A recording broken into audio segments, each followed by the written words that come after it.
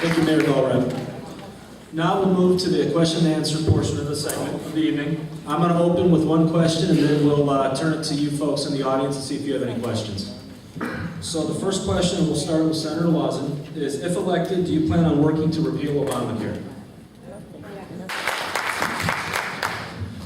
I've already signed a pledge that I will, if I'm elected, vote to repeal Obamacare and replace it with the real issue I see, and it's so important that we repeal it because it's so damaging. The idea of putting a bureaucrat between you and your doctor and for government to think that they can run something as important as our health care when we see how they run other things like, well, we can go through a whole list of other things that they haven't done very well with, but something that's as important to us, to our quality of life, as health care is wrong.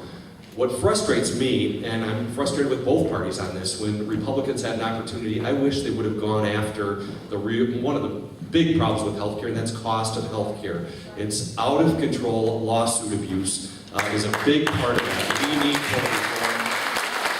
That's something that Senator Lawson and I have worked on down in Springfield to pass real lawsuit abuse reform here in Illinois. Tort reform, malpractice, medical malpractice reform, to keep good doctors here in Illinois.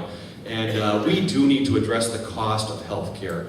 It's out of control. But we also have to make sure that we protect the quality of health care and the options that we enjoy as Americans. We see around the world, when someone who becomes sick, who is under universal health care somewhere else, that really isn't served well at all, when they get sick and they have resources, where do they come? Mayo Clinic. They come to America to get treated, to one of our many wonderful facilities that we have. We need to protect that. We need to fight for that. I will fight for that. And it's a very clear difference from my opponent, the incumbent Bill Foster. Not only did he vote for Pelosi care, he voted for Obamacare Reid care. And what's even more frustrating to me and more offensive to me and disrespectful to me is that he refused to listen to us. He wouldn't come and hear what was important to us was something that's as important as our health care.